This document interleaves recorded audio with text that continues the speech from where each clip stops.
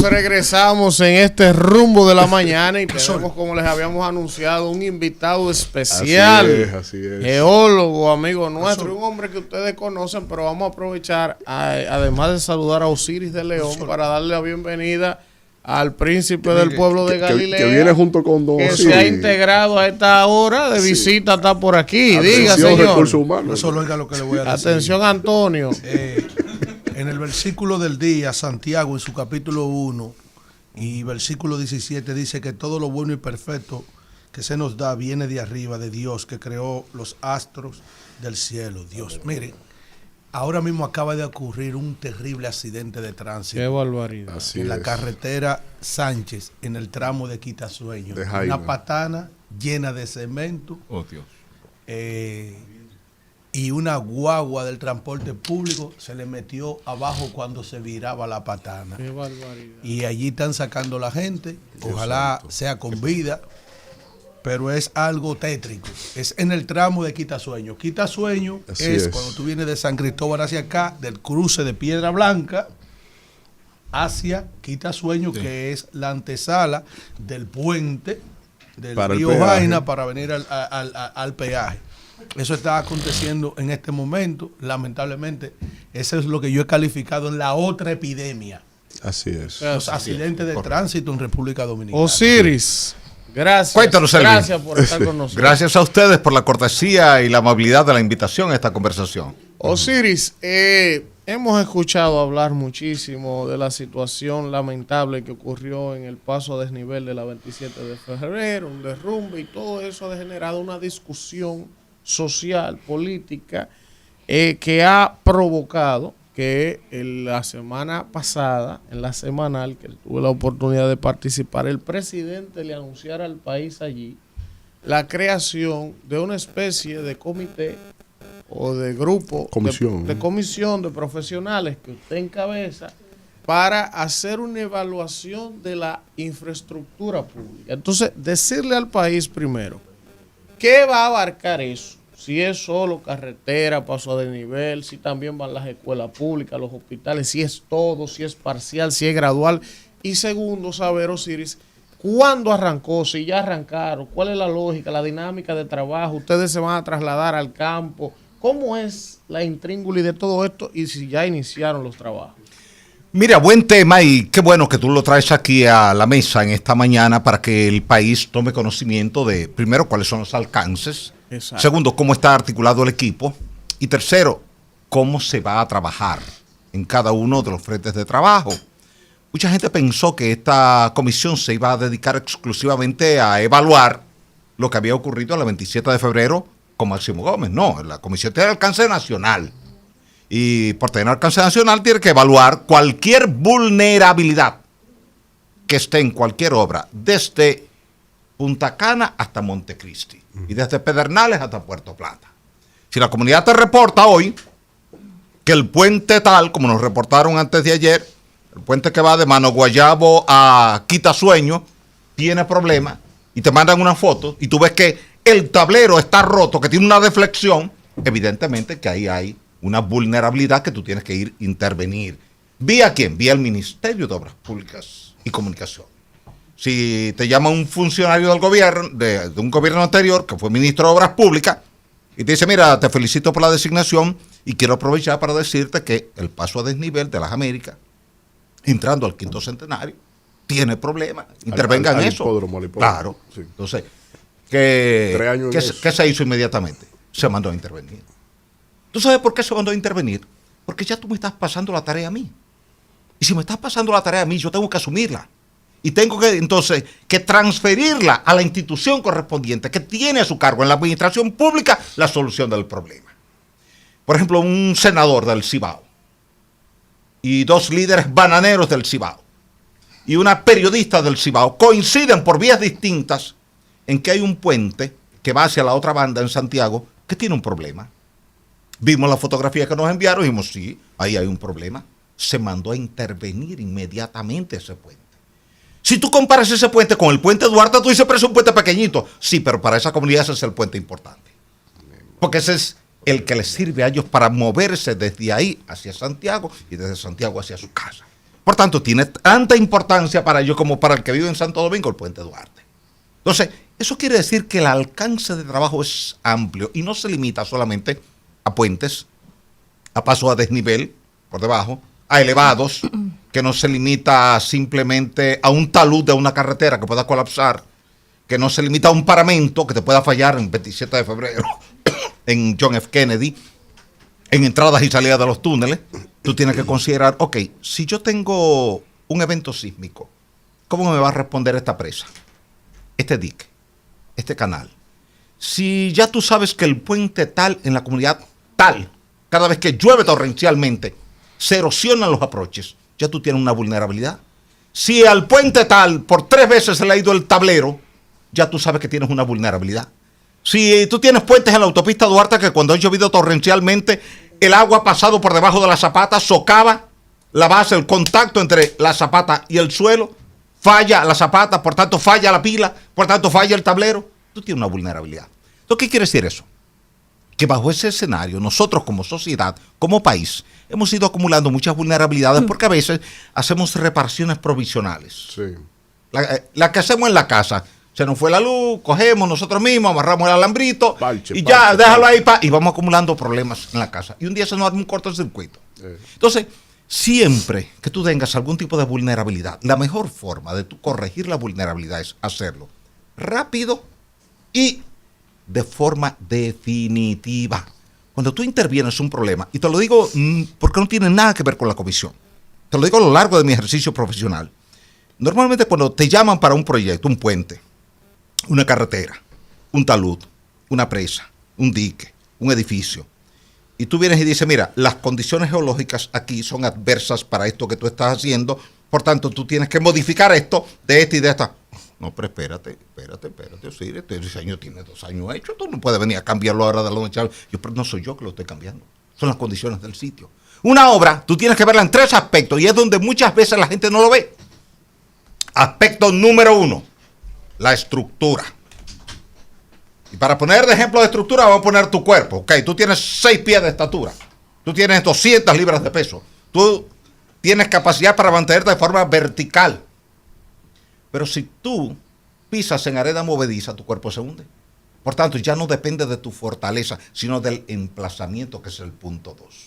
No es lo mismo tú emplazar una escuela, un hospital, aquí en Naco, que es roca caliza rígida, que hacerlo en los Prados, San Jerónimo o los Jardines, que es arcilla. Las respuestas son distintas, con lluvia, con saturación o con un sismo. Pero tercer aspecto, que tú nunca puedes dejarlo fuera de la obra, en ninguna parte, y no es nuevo. El que revisa mis artículos en la prensa, escritos hace 25 años, 30 años, o 10 años, 5 años, va a encontrar el mismo discurso. Osiris. Diseñe, dame un segundito, diseñe considerando el peor evento que usted pueda tener. ¿Cuál es el peor? Si cuando nosotros nacimos ya había ocurrido San Zenón, ya tú tienes que considerar que los ciclones son... referente. ¿Hay un referente? Claro. Y ese referente tú no puedes sacarlo de la ecuación nunca. Tiene que estar. Vino David en el 79, tú tienes que incluirlo en la consideración. Vino George, tú tienes que incluirlo. ¿Cuánta lluvia tuve cuando George? ¿Cuánta lluvia tuve cuando David? ¿Cuánta tuve cuando San Zenón? Entonces, en mi diseño, aunque yo no quiera, tengo que incluirlo. Si eso me encarece la obra, un 5%, un 10%, un 15%, no importa, tienes que asumirlo. Porque después no hay excusa frente a la sociedad. En ese sentido va mi pregunta. ¿Cuántos geólogos hay en la República Dominicana? Y si las constructoras privadas los consultan a la hora de hacer una obra. O sea, tenemos las obras públicas, el Estado. ¿Consultan también las obras públicas para hacer esas obras a los geólogos, y las privadas si también lo hacen? Porque nos estamos quejando del desastre con las obras públicas y lo que pasa. Pero está pasando mucho en el sector privado, muchos edificios que se están inundando, que tienen consecuencias a raíz de las lluvias y demás. Entonces, ¿se consultan a los geólogos al momento de cualquier construcción, tanto en lo público como en lo privado? ¿Y cuántos geólogos hay en República Dominicana? Tu pregunta es clave. Y tiene una respuesta buena y la otra no tan buena. La respuesta buena es que aquí en el país somos cerca de 300 geólogos. Solamente Madre y Maestra, que fue donde yo estudié, y yo pertenezco a la primera promoción. Nuestra graduación fue en noviembre de 1979. El presidente de la República estuvo allí, nos entregó los títulos, todo muy glamoroso. Y a partir de ahí, la universidad se propuso graduar 200. Al llegar a 200 iba a cerrar la facultad. Eso estaba diseñado así desde el principio, un programa con el BIT. Bien, a eso súmale los que estudiaron en México, los que estudiaron en Puerto Rico, los que estudiaron en Rusia, los que estudiaron en Checoslovaquia, en diferentes partes del mundo. Somos cerca de 300. Ahora, ¿son llamados a consulta para todas las obras? Tengo que decirte la verdad, no. ¿Tú sabes por qué no? Y ojalá nos escuche todo el país. La mayoría de gente entiende que el geólogo es un recogedor de piedras en el río. Qué barbaridad. Sí, que él anda buscando piedrecitas en el río para ver si esto es andesita, si esto es basalto, si esto es tonalita, si esto es diorita. Y no ve que la geología es quien define las características físicas, químicas y mecánicas del emplazamiento de tu obra. Claro, tú no puedes en ninguna parte del mundo hacer una presa hasta que el geólogo no te ha certificado el emplazamiento. Y te lo digo por experiencia propia. Monte Grande, tú lo estás viendo ahí, todos ustedes hablan todos los días de Monte Grande, está ahí. Monte Grande no se empezó hasta que nosotros no certificamos el emplazamiento. El primer emplazamiento lo descartamos. No, ese sitio no sirve. El segundo lo descartamos. No, ese sitio. Y la institución acepta de buena fe ese diagnóstico que te da el geólogo. Porque lo primero que hace, antes de diseñar, dice, llámate al geólogo. En mi caso era mí. Dile que nos evalúe ese sitio. Y lo evaluaba. Dice, mira, este sitio tiene permeabilidad en el estribo izquierdo. Descártalo. O este tiene inestabilidad en el estribo derecho. Descártalo. O este tiene cavernosidad en el embalse. Descártalo. O este emplazamiento tiene excesivo fracturamiento de la roca. El RQD es 0 en todos los sondeos. Descártalo. Ahora, mira, este sitio es adecuado. Usa ese. Entonces ya la institución escoge ese sitio, pero es porque está certificado por el geólogo que te hizo la caracterización. Igual un puente. Hasta que el geólogo no te certifique el emplazamiento del puente, no te pongas a diseñar el puente, porque te pasa lo que le pasó a Obras Públicas con el puente Mauricio Báez, el puente Iguao. Hicieron un sondeo, la roca estaba a 12 metros, consideraron que la roca seguía uniforme hacia el lado este, con eso calcularon presupuesto, hicieron diseño, licitaron. El contratista que gana un consorcio dominico-italiano me llama, me dice, hemos ganado este concurso, háganos la geología del emplazamiento. Y yo voy y hago la geología. Y me dicen, ¿cómo vamos? Le digo, mal. ¿Por qué? Estoy a 50 metros y no tengo roca. ¿Cómo que te está a 50 metros y no tengo roca? Ahora, Pública dijo que la roca está a 12. Sí, pero allí, en la margen derecha. Aquí estoy en un pantano. Conclusión, para no alargar la historia. De un puente de 90 millones de pesos dominicanos, terminamos en un puente de 1.170 millones de pesos. Y no tenía nada que ver con sobrevaluación ni sobrecosto, sino que en lugar de un puente de 90 metros, terminó un puente de 626 metros, porque todo era pantano. Sí. Si el geólogo tuviera certificado ese emplazamiento previamente, ahí no se hace. Ahí no se hace. Te dice, no, busca otro sitio. Ahí no, ahí tú tienes un pantano. El pantano es demasiado extenso. ¿Por qué Balaguer no hizo el puente de Sanssouci? Balaguer contrató el puente de Sanssouci en 1986 con una empresa francesa. Se lo adjudicó a un contratista local y el contratista nos llamó. Háganos el estudio geológico. Hicimos el puente salía del obelisco Hembra y terminaba en Punta Torrecilla, pasando por encima de la base naval. Hicimos geología, hicimos sondeo. Encontramos que la roca no. El estrato denso con capacidad para soportar la pila estaba casi a 150 metros de profundidad. Y que el costo de los pilotes iba a superar el costo del puente, y ahí murió el puente.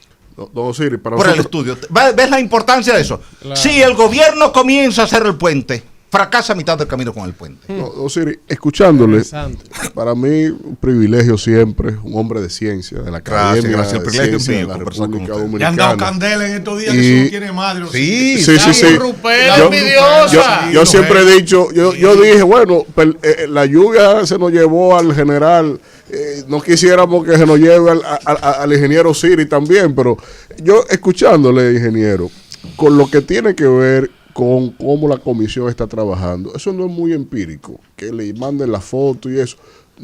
Yo ambiciono. De acuerdo contigo. De acuerdo contigo. Sí, yo ambiciono que, dado al crecimiento económico en los últimos 25 años del país, del Producto Interno Bruto y de inversión en infraestructura al desarrollo, aunque en esta administración ha sido la menor de toda la historia, Barocuya dijo en los últimos 73 años, eso genera una huella de infraestructura, una capacidad de infraestructura que ya necesita una política de Estado desde hace tiempo de mantenimiento, sí, como algo ordinario. Sí. No podemos caminar hacia allá. Sí. Mira, vamos a separar los dos caminos, el que va para la derecha y el que va para la izquierda. O sería ahí mismo, ahí mismo. Una pregunta del oyente, Sí. porque la Ivane con la de Víctor. Sí. El puente de la 17. Que Ay, todo el no, mundo vive eso. asustado con ese puente. No. Ese es el puente que no necesita evaluación para intervención y ahí es que va mi primera respuesta. Vamos. Es que los puentes que nos enviaron en la foto no necesitaba evaluación. Imagínese. El nivel de deterioro Solo era tan la foto alto es suficiente. que cualquier investigación era innecesaria porque el puente ya está dañado estructuralmente. No y sirve. tú lo ves, no sirve. Sí. Entonces, como no sirve, tú dices, eso no hay que evaluarlo. Claro. Míralo, que no sirve. Ahora, hay pasos a desnivel y hay puentes que ya estamos formando equipos para evaluarlo. Evaluar el emplazamiento, evaluar la estructura, evaluar la respuesta ante una saturación o ante una carga sísmica. He explicado en varios programas que no es lo mismo la respuesta del elevado que tú tienes en la John F. Kennedy con Abraham Lincoln que el elevado que tú tienes en la John F. Kennedy con Winston Churchill separado apenas por una cuadra. Sí. Tú como ciudadano cruzas por ahí y tú dices, ¿son iguales? No. El geólogo te dice, no son iguales, porque justo ahí a mitad de camino cambia de roca a arcilla. Mierda. El de la Churchill está sobre arcilla, que es un material blando.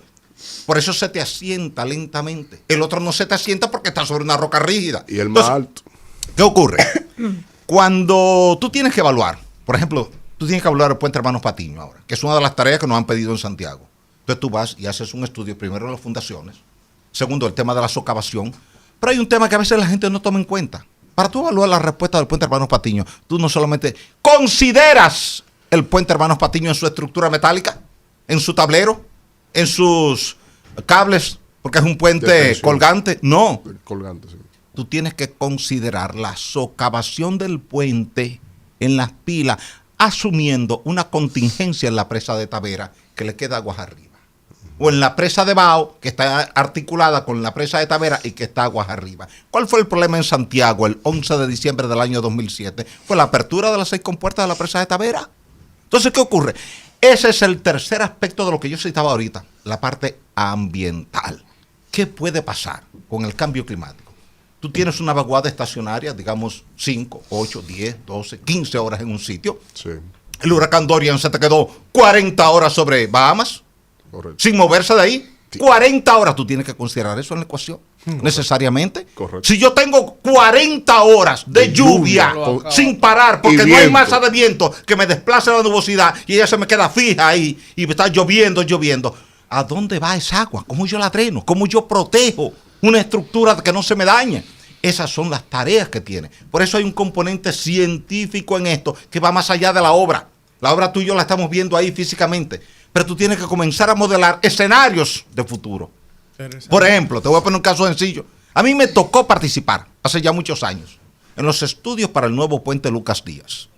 La carretera Duarte, que usted la mencionó, la carretera Sánchez. No, en mi casa, Yaguate. Yaguate. Ahí mismo, Puente Lucas Díaz, no divide. ¿Qué de fue lo Baní. primero que planteamos? Sí. La presa de Valdesia está arriba, Sí. la de Las Varillas está arriba, Higüey está arriba, Aguacate está arriba. Sí. Consideremos un evento extremo que parta la presa o que por alguna razón abran toda la compuerta de la presa. ¿Cuánta agua pasa? Y vamos a calcular la socavación. Calculamos que socavaba en el peor escenario 18 metros. Entonces bajamos pilote a 30 metros. ¿Qué ocurre? Que cuando vino la tormenta Noel, 28 de octubre del 2007, se abrieron todas las compuertas en Valdesia porque se llenó súbitamente la presa.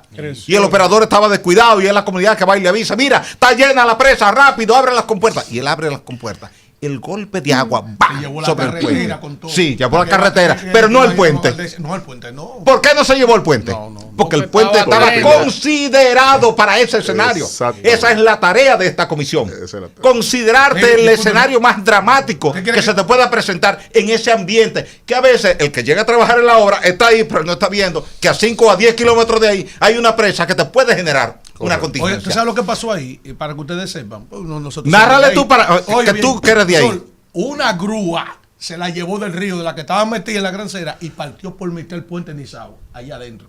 Que divide a Nizao con Palenque. Sí. Oye, de la fortaleza que iba ahí. Rompió por mitad el puente por allá. Eso fue una cosa. Pero el puente Lucas Díaz siguió en servicio. Vamos, Israel. Ingeniero. Porque estaba considerado el peor escenario. Claro. ¿Cuál ha sido nuestro discurso? Antes, ahora y mientras estemos vivos. Que siempre tú tienes que considerar el peor escenario posible Mi filosofía donde tú de estés, vida. porque tú no tienes control de la fuerza de la naturaleza. Puede haber un terremoto grande, puede haber un ciclón que te dure 3 días. Sí. Y tú dices, no, el ciclón pasa rápido. Normalmente, pero no obligatoriamente. ¿Ustedes recuerdan el huracán Mitch en Centroamérica? 15 días se quedó en un mismo sitio. ¿Tú te imaginas 15 días con un ciclón en un mismo sitio? Sí, así fue Mitch en Centroamérica, 15 días en un mismo sitio. Ingeniero, una pregunta relativamente simple, porque todo el que está aquí y el que nos está escuchando, estoy seguro que ha visto en cualquier esquina de este país un camión taladrando para abajo. Así es. ¿Verdad? ¿Qué es lo que hacen cuando hacen eso? Un pozo filtrante. Pozo filtrante. Titán. Sí, es el de percusión y el que él dice es el de rotación. Bueno, cualquiera de los dos. Son los dos. Ahora bien, ¿cómo afecta eso a mi propiedad, yo que estoy al lado? Y sobre todo, partiendo de la premisa de que aquí en este país también lo hemos visto, se hunde un pedazo de tierra, se nos va de lado una pared. Cuéntame. Okay, bueno, mira. Y además la permisología para eso. La permisología la maneja el Ministerio de Medio Ambiente y Recursos Naturales. Antes la manejaban la CAS y el INDRI. Ciertamente la ciudad está llena de filtrantes. Pero espérese, ingeniero, escúcheme. Eso funciona así. Sí. Porque la verdad es que yo he llamado a sitio y no me piden nada. Si tengo permiso ni nada de eso. Cierto, pero si te descubren el pozo y tú no tienes el permiso, viene la multa. Pero ya está hecho. Está hecho, pero te viene la multa. Te llega la multa. Ahora, ¿cómo me afecta eso a mí? Mira, Profesor, vamos a comenzar. Llega la multa o el inspector se entendió con él antes de llegar a la... pero generalmente llega la multa. Generalmente llega la multa. Yo he visto pozos que han hecho que por ahí no ha pasado nadie, como dicen en el campo. Sí. Nadie ha pasado por ahí. No, es verdad. Sí. Pero la ley plantea que tú tienes... Porque fíjate qué es lo que pasa. Sí. El pozo filtrante es un contaminante. Sí. Tú estás vertiendo una sustancia contaminante que sale de tu inodoro, de tu fregadero, de tu ducha. Y la ley ambiental 6400 prohíbe eso. Controla los efluentes privados y públicos, domésticos e industriales. Todos. Ni una alcaldía, ni un gobierno, ni una persona, ni una empresa puede verter una sustancia contaminante al subsuelo si no cumple con el estándar que está planteado por el ministerio. Por eso fue que cuando fuimos a los tribunales con el tema de la UN Corporation se ganó. ¿Por qué ganamos? Y el caso tiene 2 años empantanado. Porque yo demostré en el tribunal que el lixiviado de Duquesa... ¿Aquí o allá? Aquí. Que el lixiviado de Duquesa tiene 1.6 por 10 a la 11 como coliformes totales. Eso quiere decir 160.000 millones como número más probable de coliformes, cuando la ley te dice no más de 1.000. Te dice lixiviado. Lixiviado, que es el líquido contaminante que se forma cuando la lluvia entra en contacto con los contaminantes. Vamos, Elías, vamos. Pero no me respondió él. Profesor, ya le dijo. No, entonces, ¿qué ocurre? Estamos llenos de filtrantes. Van a seguir haciendo filtrantes. ¿Por qué se hacen tantos filtrantes? ¿Cómo me afecta a mí mi propiedad? No, te va a afectar, te dije el primero, la contaminación. Te están cargando coliformes. Mira, ahí llega, Enterobacter, Citrobacter, Klebsiella, Salmonella, Escherichia coli y en algunos casos Vibrio cholerae. ¿Te llega ahí? Porque que se está bañando. Se está bañando con eso mismo que tú le dices, claro. Segundo, estructuralmente no te debilita tu propiedad, porque la roca es buena. Esa roca tiene una resistencia a la compresión simple cuando está más débil de 45 kilogramos por centímetros cuadrados. ¿En todo el país? No, en Santo Domingo. Okay. Porque la roca de aquí en los Alcarrizos no es igual. Alcarrizos es arcilla, Santiago arcilla, La Vega arcilla y arena. Aquí es roca caliza. Sí. Ahora bien, tu estructura no va a sufrir, pero, por ejemplo, si alguien está excavando al lado de tu casa con un retromartillo y está 3, 4, 5, 6 días rompiendo, genera una vibración pico que puede entrar en resonancia con la vibración de tu edificio y tu edificio comienza a oscilar y a agrietarse. Aquí hemos tenido que demoler edificios porque una excavación al lado lo agrietó tanto que entró ya en pérdida total y los constructores tuvieron que pagar el costo del edificio. Hay casos ya. Tenemos que ir cerrando por razones de tiempo. Nos queda Elías y Alfredo, pero insiste la audiencia. Otro oyente en YouTube, él vive en Gualey. Okay. El puente de la 17. Mira, el puente de la 17 cumplió su vida útil. Ay. ¿Y por qué no lo cierran? Porque hay que intervenirlo y además la propia gente, cuando tú lo cierras, te va a decir, no, pero dame otra vía alternativa. Es necesario, es urgente, es obligatorio construir otro puente. No, hay que hacerlo. No, ese puente cumplió su vida útil. Osiris, 2009. Es el día que coge el teleférico. Hubo un fallo en el túnel, que en estos días hubo una catástrofe donde hubo muertos y esa misma pared que falló en el túnel de la 27 construyó el ingeniero Diandino Peña. Cuidado. Y se vio el fallo. Y ahora vino la desgracia. Cuidado. ¿Quién es el culpable? El constructor que vio que eso falló en esa época y lo dejó así, quizás por no gastarse unos chelitos extra lo dejó así, o la misma catástrofe de, digámoslo, el fenómeno atmosférico. ¿Cree usted que hubo negligencia de parte del constructor Diandino Peña ahí? No, mira, nosotros evaluamos eso en detalle en 1999 cuando ocurrió. Y la Secretaría de Obras Públicas, que era como se llamaba en ese entonces, reconoció que había un problema de agua. A veces la gente se confunde con el tema del agua y piensa que cuando uno habla de presión hidrostática está hablando de empuje de la roca. La roca no empuja. La roca tú puedes estar como esa pared. Esa pared no empuja. No hay sancha. Claro, tú te pones al lado de esa pared usted está empujando. Ahora, si yo perforo con mucho hueco esa pared y le pongo la manguera de los bomberos detrás con una presión de 5 kilos por centímetro cuadrado, te tira ya aquella pared. Y la pared no se movió. Te tiró a ti la presión del agua. El cubo de agua. Claro, la presión. La gente cree que el agua no pesa. Ponte 10 latas de agua en la cabeza para que tú veas que el agua pesa. Cada metro cúbico de agua pesa 1 tonelada métrica. Y yo siempre se lo digo a la gente, estamos tan acostumbrados a tomar agua que nos hemos olvidado que el agua pesa. Cuando a un macizo de ese tipo te entran 10 metros cúbicos de agua, ahora tú tienes que pesa 10 toneladas más. Y comienza, el agua cuando entra, señores, tiene que salir. Sí.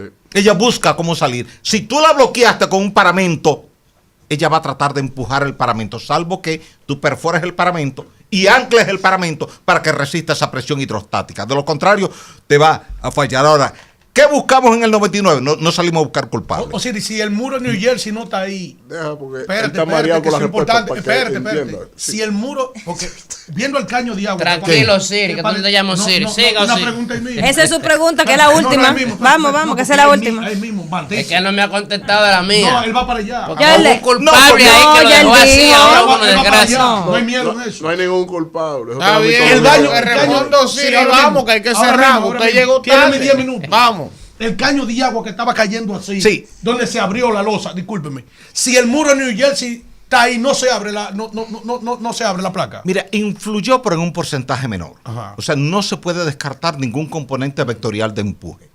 Cuando tú haces un análisis de la estabilidad de una estructura, tú consideras el más... A veces una estructura está en equilibrio precario y el empuje de un niño con un dedo la termina de tumbar, pero no fue el niño. Es que ya la estructura estaba en equilibrio precario y ya se caía hasta con la brisa. Entonces, cuando tú cuando tú tienes una presión hidrostática que te está empujando un paramento, como pasó en el 99, sí, la más mínima carga de empuje termina de hacerlo con la placa. Es lo que la gente le llama la gota de agua que desborda la copa. No se hizo lo que debió hacerse. En ese entonces no nos concentramos en buscar quién era culpable, sino cuál era la solución. Y nos sentamos y les planteamos, miren, esta situación tiene esta deficiencia y hay que corregirla. No es que yo lo diga de manera verbal. Miren, la 27 de febrero con Carmen Mendoza de Corniel, con Núñez de Cáceres, con Privada y con Doctor de Fillón. ¿Por qué esos 4 pasos a desnivel tienen una configuración estructural distinta a la de la 27 con Máximo Gómez? Porque entendimos, y yo participé en eso, que esa forma era débil frente a presión hidrostática. Tiene unas vigas transversales. ¿Por qué tiene esas vigas transversales? Las pusimos ahí para que no se repitiera lo que había. Pero, por tanto, cuando ocurre esto ahora, ya tú tienes muchos años con aquello en servicio. Si ustedes revisan el que hicimos en la Avenida de las Carreras, con 30 de marzo en Santiago, que está terminado y ya. Igual. ¿Por qué tiene la viga transversal? Que no la tenía en agosto cuando cayó. Si hubiese tenido esas vigas, no se cae en agosto pasado. Entonces, Estamos predicando con obras que ya fueron intervenidas y se le aplicó una solución estructural distinta al modelo conceptual que había antes, precisamente para que debió no hacérsela esa. Claro, pero por no gastarse unos chelitos extra, lo dejaron así. Y hubo una desgracia. Una desgracia, muchos muertos ahí. Muchos muertos. Negligencia. Le ha metido los 11 muertos. El que construyó. Gracias. Vamos a una pausa.